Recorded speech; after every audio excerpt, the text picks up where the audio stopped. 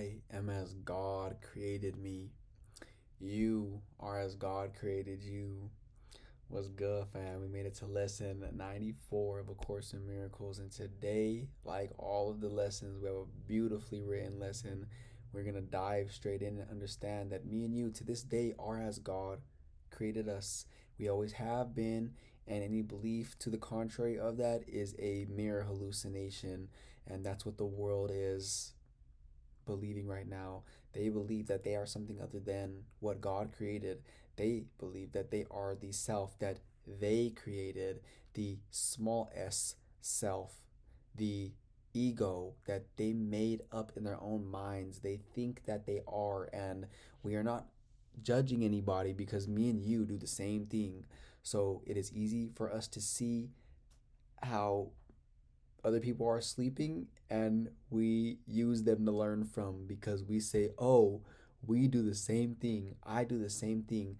There's another individual over there who is love and light just like I am, and they're clearly asleep right now. And it's good for me to see that because it reminds me that there is no point for falling asleep. It is needless. I can be as God created me right now. I don't have to go identify with that tiny little self image who is afraid of everything and is unclear, uncertain, angry, frustrated, and feeling like it is lacking. That's what we are choosing whenever we don't choose to be who we really are. We choose to be that self that we made that never existed to begin with. But because we believe it, we give all our power to that false self image. And I'm sure that me and you, being in our right minds today, know which one we're going to choose. So if you got the book, you already know what to do. Pull that baby out. And if you don't got the book yet, the PDF is in the description. Let's go ahead and dive straight into this powerful lesson today and see what we come across. Lesson 94 of A Course in Miracles. I am as God created me. Today, we continue with the one idea which brings complete salvation, the one statement which makes all forms of temptation powerless, the one thought which renders the ego silent and entirely undone. You are as God created you. The sounds of this world are still. The sights of this world disappear, and all the thoughts that this world ever held are wiped away forever by this one idea. Here is salvation accomplished. Here is sanity restored. True light is strength, and strength is sinlessness. If you remain as God created you, you must be strong, and light must be in you. He who ensured your sinlessness must be the guarantee of strength and light as well. You are as God created you. Darkness cannot obscure the glory of God's Son. You stand in light, strong in the sinlessness in which you were created and in which you will remain throughout eternity. Can you believe how insane it is that me and you, being always as God created us, decided to make a self-image that is something other than what God created? Now, it's important to understand at all points in times, are we following the Holy Spirit who is guiding us to be who we really are, or are we following nothing at all? The ego, that self that looks for any scrap of our brother's wrongdoing, looks for any shred of evidence out there that perpetuates fear, that reinforces fear, any shred of evidence out there that reinforces our own disbelief, and keep this in mind, any tiny little shred, any speck of evidence, whenever we're identified with the ego, aka who God did not create, that self-image that me and you created, whenever we're identifying with this body, unknowingly, and keep an eye on this when you fall asleep so you know how true this is. Unknowingly, me and you look for any little speck of evidence out there that makes us feel better than, because we don't feel like we're good enough already, meaning we have to continuously effort, with so much effort and so much tire, look out there to try to find any speck of evidence that someone else is less than us, so that way we could feel good enough. Have you ever felt that way? Or the opposite is also true. We look for any speck of evidence that makes us feel less than. We look for any scrap that somebody is doing better off than us, so that way we feel like we're not doing enough. We feel like we're not good enough.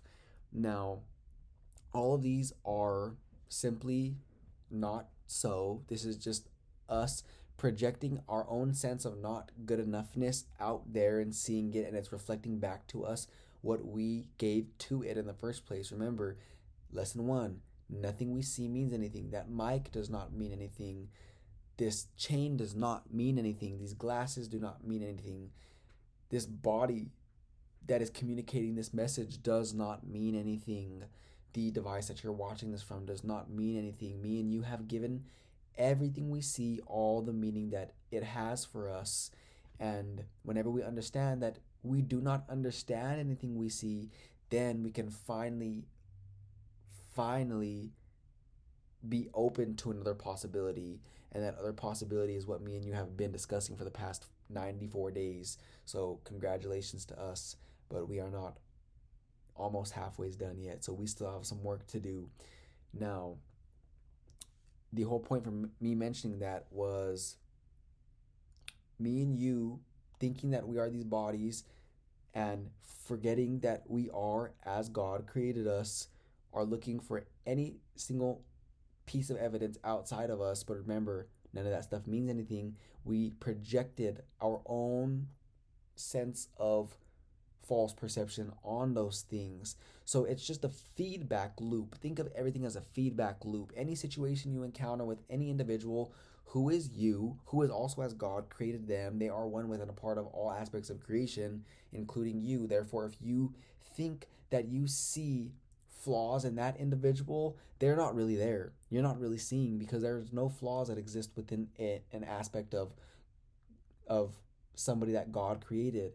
So although you may be seeing what you perceive to be flaws in that body, first of all, is not really real. That is not what God created. That is what you made. That is what that individual made, and that is what you're seeing with the physical eyes. But in that moment, you are asleep to who you really are, because you think that you're the body. Now, in that moment, you don't have true vision. In that moment, I am asleep and I do not have true vision, meaning I can't see past what the body's eyes are showing me. Therefore, I don't see this individual for who they really are. Now, unknowingly, I, who believe that there is some form of fear that exists within me, which there is, because there's everything to be afraid of whenever you're identifying with the ego, the self-image that doesn't know anything. Of course, you're going to be uncertain, because you're acting from the self-image that you made and not who God created you to be. So of course you're going to feel fear. You're going to feel separate, because you separated yourself, and you impose all those limitations on yourself. And now, because all that fear exists in your consciousness, you believe all that fear is really there. Nobody wants to believe that. So what we do is we project it outward unknowingly, so that way we believe that it's out there. But remember, everything out there does not mean anything, because it is only what the physical eyes see. And we are basically, it's a feedback loop, like I mentioned. It is just giving us what we gave to it first. Whenever somebody is getting you angry, they are giving you what you gave to them first, because the fact that something outside of you is able to take you from a higher state of mind to a lower state of mind just shows how incapable you are at that moment in time to control where your attention is being directed. So if you are seeing something that gets you annoyed, and it gets you annoyed, then you need some more mental toughness. Me and you are still not fully trained with this powerful tool of ours, which is why me and you are here today together to continue training this powerful tool of ours, our mind. We are doing a course in mind training, so that way we can decide deliberately where our attention is going. Because up until now, we have not been doing that deliberately. We have just been, our attention has been pulled from left and right everywhere this world. Everything that is being presented to us, our attention is just being dragged that way because we don't know how to control where our attention is going. So the fact that that's what's happening here with most people in this world, they're doing the same thing with you. This body that they see with their physical eyes is what they see. Whenever somebody is asleep and they look at me, they don't see the light that is animating this body, which is who I really am, which is the spirit, if you will, the love, the light that I really am. They only see what their body's eyes, which does not exist, is showing them. So they're only seeing this body and their own flaws that exist within their consciousness because they made those beliefs that they believe they're true. They see that everywhere outside of themselves, and they are projecting that on me, and I'm just the feedback loop for them, and I'm projecting, or better yet, reflecting back to them what they gave me first. So although they could think that I'm annoying, or I'm too this, or I'm too that, or they think whatever they think about me, I understand that they are just projecting all of their own belief systems on me, and I'm reflecting back to them what they really believe about themselves, because I am who they are. I am the light that is in this body, and I'm the same light that is in that body. We are all one here, and we are all united. So the fact that they are seeing fear or anger or jealousy or envy or not enoughness in me, which is another aspect of who they are, then they are really attacking themselves. Because remember, we attack ourselves. No one else could attack you because attack does not really exist. Now, you attack yourself because you are untrained with this powerful tool of yours, so you don't understand at this moment in time yet that whenever you think a fearful thought about someone else, with regardless of the form that fear may take, you are really doing it to yourself, because you are not limited to this body. You are everywhere. You are all that is.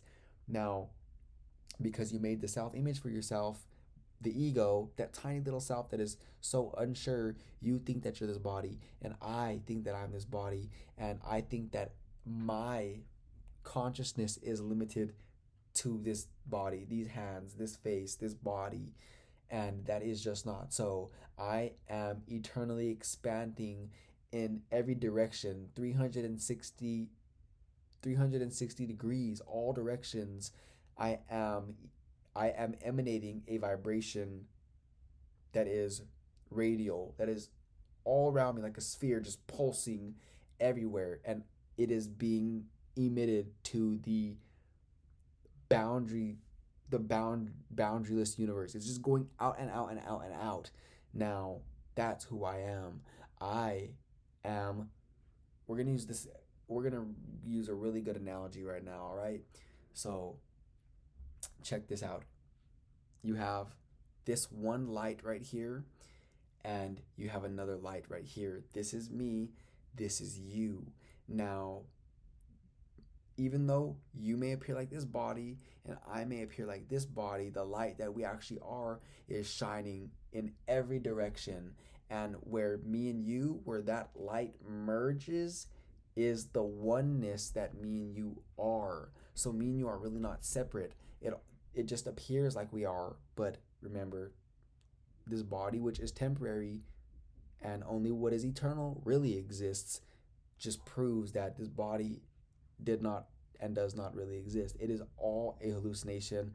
I know that may sound crazy to the sleeping mind because they are believing something that is completely opposite and direct opposition to truth. So seeing something otherwise is going to appear insane to them, when really they are the insane ones, and me and you are the insane ones whenever we think anything less of ourselves. Whenever me and you think that we are anything other than what God created, we are insane. So let's keep that in our mind today.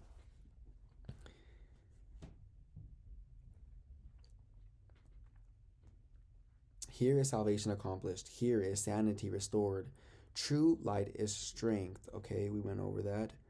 Today, we will again devote the first 5 minutes of each waking hour to the attempt to feel the truth in you. Begin these times of searching with these words: I am as God created me. I am his son eternally. Now, try to reach the Son of God in you. This is the self with the capital S. This is who you really are, that never sinned, nor made an image to replace reality. This is the self that never left its home in God to walk the world uncertainly. This is the self that knows no fear, nor could conceive of loss or suffering or death. Nothing is required of you to reach this goal except to lay all idols and self images aside. Go past the list of attributes, both good and bad, you have ascribed to yourself, and wait in silent expectancy for the truth. God has himself promised that it will be revealed to all who ask for it. You are asking now.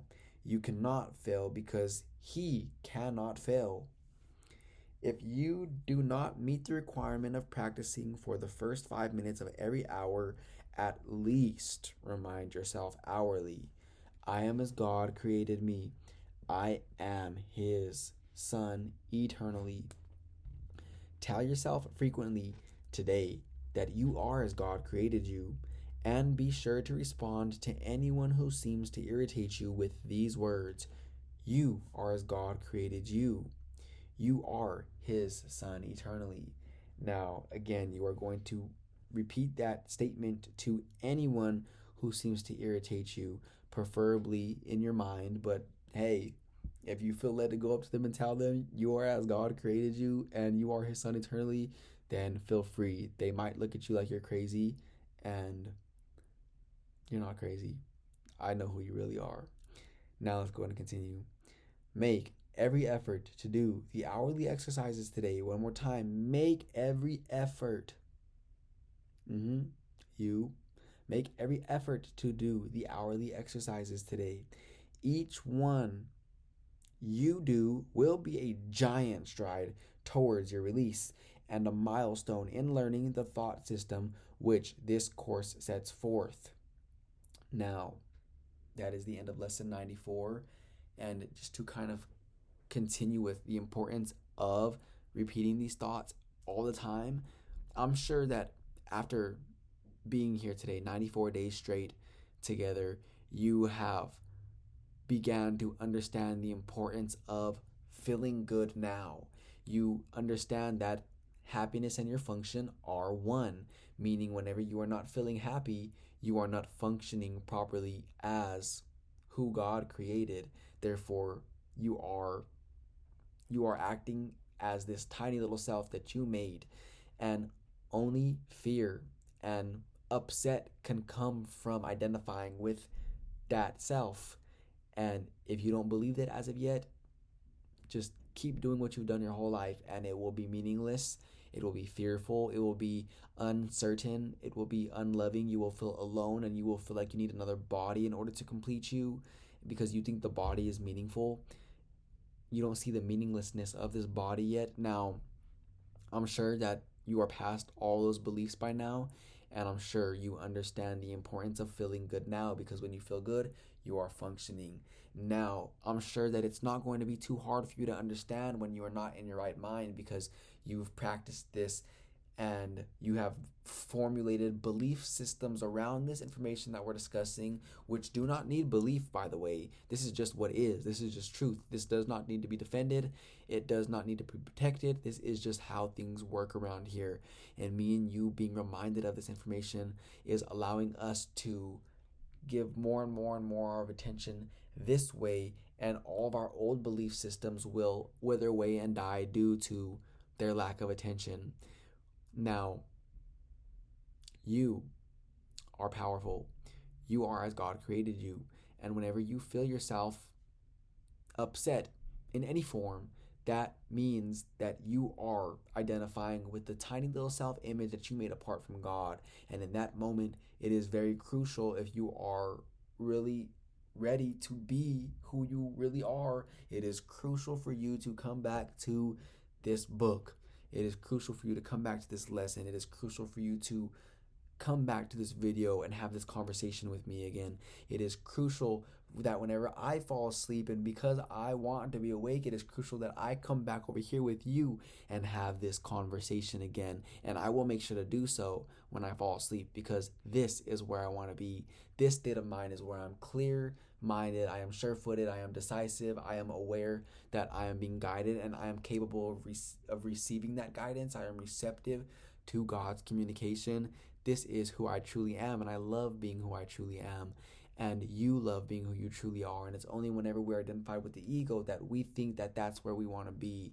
Now, that is just not so. So again, I'm pretty sure that me and you both here are grown enough mentally. We are disciplined enough to the point that whenever we are aware that we are not functioning properly, we're going to do something about it. Because we're aware. Remember, power of awareness. If we're unaware that we are identifying with that small s self, the self that we made apart from God, if we're unaware we're identifying with that image that really doesn't exist, that we think does because of our belief to it, which is causing it to be real in our minds. If we're not aware of that, we're going to think that we live in a meaningless world. We're going to think that we're the body. We're going to think that we need something to make us fulfilled and complete when we really don't, and that is just an unnecessary way to live. So we are going to do anything in our power to reawaken whenever we catch ourselves falling asleep. And until tomorrow, we will see each other again for lesson 95 of another beautiful lesson of A Course in Miracles. And until then, may me and you never be the same.